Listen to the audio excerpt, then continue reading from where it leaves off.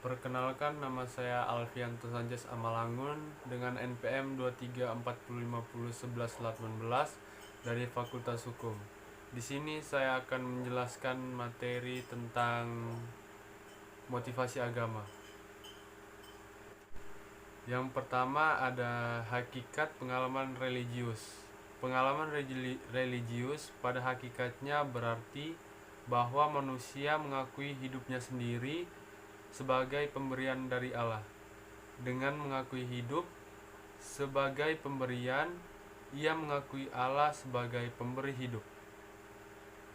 Dalam keterbatasannya, manusia merasa ditarik dan terpesona oleh yang ilahi, yang tak terbatas, bahkan merasa ada ikatan dengan yang tak terbatas itu, entah dalam bentuk apa. Memandang hidup sebagai pemberian merupakan penafsiran secara positif, mengartikan hidup sebagai sesuatu yang pantas disyukuri, sebagai anugerah yang mengembirakan. Sikap positif terhadap hidup ini adalah suatu pilihan. Kemudian ada macam-macam pengalaman religius. Ada bermacam-macam pengalaman religius yang dialami oleh manusia, diantaranya sebagai berikut. Yang A. Pengalaman eksistensial yang dalam dirinya belum menyatakan hubungan secara langsung dengan Allah. Misalnya, pengalaman-pengalaman profan yaitu berhasil, gembira, gagal, sedih, tidak lulus, dan sebagainya.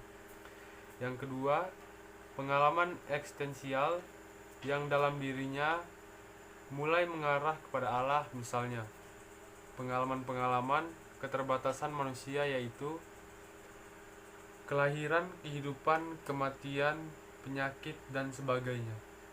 Yang ketiga, pengalaman eksistensial yang dalam dirinya menunjukkan hubungan erat antara manusia dan Allah, misalnya pengalaman kehidupan beragama yaitu doa, meditasi, dan sebagainya.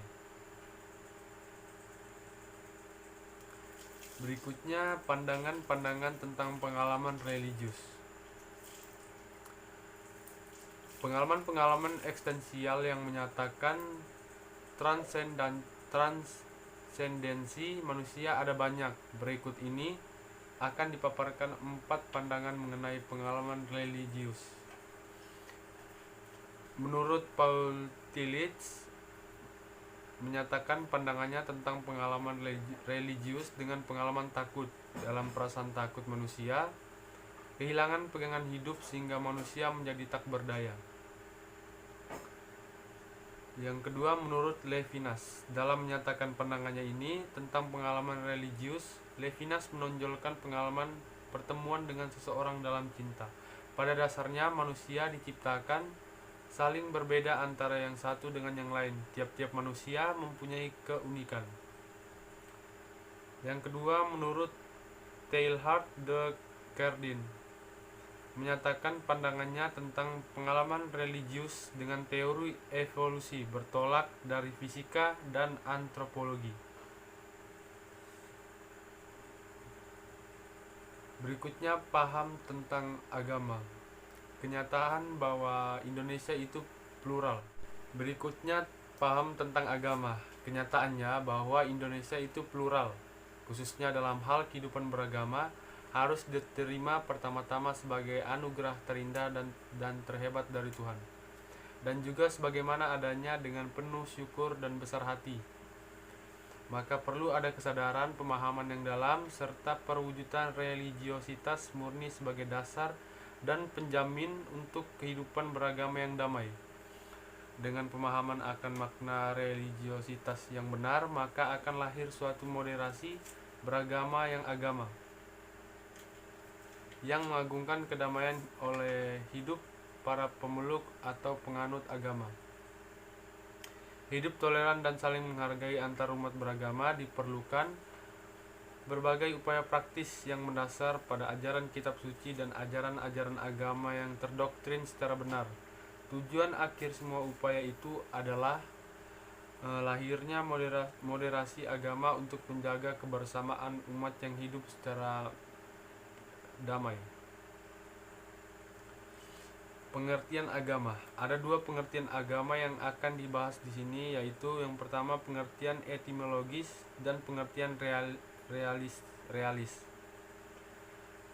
Yang pengertian etimologis, dari bahasa Sanskrit ditemukan dua pemaknaan terhadap kata agama, yaitu arti pertama dari kitab Samdarigama yang secara etimologis diartikan sebagai keadaan tidak pergi, keadaan tidak berjalan, keadaan tidak berubah, abadi, kekal, dan permanen.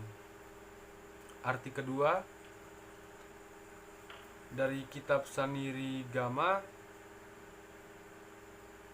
struktur etimologis ini kita sulit untuk menyimpulkan suatu pengertian harfiah. Kita mungkin hanya mengatakan agama itu sesuatu yang penuh misteri atau situasi terang matahari yang mengatasi ruang dan tempat. Yang berikutnya pengertian realis. Dalam pengertian realis, agama diartikan sebagai ekspresi atau ungkapan iman dalam arti luas. Iman mendapat bentuk yang khas dalam agama. Dalam dan melalui agama, orang beriman dapat mengomunikasikan imannya dengan orang lain. Agama juga diartikan sebagai jalan, sarana, lembaga. Dengannya orang lebih mendekatkan diri dengan Tuhan.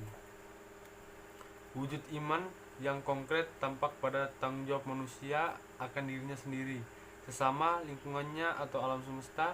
Dengan tanggung jawab yang dijalankan, manusia telah berjuang mengangkat nilai-nilai universal, antara lain kebenaran, kebaikan, dan keindahan. Yang berikutnya ada motivasi agama. Proses globalisasi telah menjadi kenyataan yang tidak dapat ditolak. Ia telah, sedang, dan akan terus berlangsung dengan menghadirkan dan menuntut kewajiban baru bagi setiap orang. Kehadirannya menuntut cara berpikir, cara bertindak, dan cara hidup yang harus bersifat adaptatif.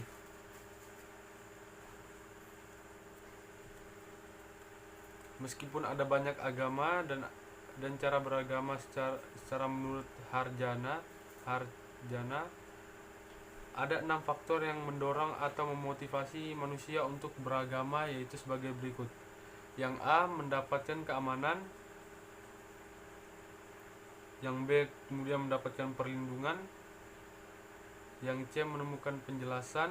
Kemudian ada memperoleh pembenaran, meneguhkan tata nilai, memuaskan kerinduan. Hubungan agama dan iman. Iman adalah percaya. Iman adalah karunia Allah yang dikerjakan di dalam hati oleh Roh Kudus, yang menghidupkan dan memandu semua kemampuan kita menuju satu tujuan. Kita harus berdoa untuk memiliki iman dan supaya iman kita bertumbuh. Iman kita juga akan diperkuat dengan selalu mengingat janji-janji Kristus yang berulang kali diucapkan, bahwa doa-doa kita kepada Bapa dalam namanya pasti akan dijawab kalau kita memintanya dengan iman dan percaya. Hubungan agama dan wahyu. Wahyu dibedakan menjadi dua, yaitu wahyu umum dan wahyu khusus. Wahyu umum dan wahyu khusus itu merupakan dua cara Allah mengungkapkan dirinya kepada manusia. Wahyu umum merujuk pada kebenaran-kebenaran umum tentang Allah yang diketahui melalui penciptaan alam semesta. Wahyu khusus merujuk pada kebenaran yang lebih spesifik tentang Allah yang diketahui melalui cara supranatural. Berikutnya dialog kehidupan untuk semua orang. Dialog ini merupakan level dialog yang paling mendasar atau bukan yang paling rendah. Aneka pengalaman yang dialami dalam kehidupan sehari-hari diungkapkan. Oleh karena itu dapat dikatakan bahwa dialog pada tahap ini tidak langsung menyentuh perspektif agama atau iman. Dialog bentuk ini menegaskan bahwa kehidupan yang ditunjukkan, yang dipraktikkan, sesungguhnya adalah sebuah dialog. Dialog ini lebih digerakkan oleh sikap-sikap solider dan kebersamaan yang melekat. Walaupun begitu, sebagai pengikut Kristus, seseorang diminta untuk menghayati dialog kehidupannya dalam semangat Injil. Artinya, seorang pengikut Kristus harus mengungkapkan nilai-nilai Injil dalam tugas dan karyanya sehari-hari. Dialog karya atau untuk bekerja sama. Maksudnya, dialog karya adalah kerjasama yang lebih intens dan mendalam dengan para pengikut-pengikut agama lain. Dialog semacam ini kerap berlangsung dalam kerangka kerjasama organisasi-organisasi internasional, di mana orang-orang beragama bersama-sama menghadapi masalah-masalah dunia. Lewat Komisi tentang Kebudayaan, Paus Yohanes Paulus II menyerukan kepada semua umat beriman untuk mengusahakan dialog antar kebudayaan, sebuah dialog yang memfokuskan perhatian lebih pada kerjasama dalam karya-karyanya. Berikutnya ada dialog teologis atau doktrinal untuk para ahli.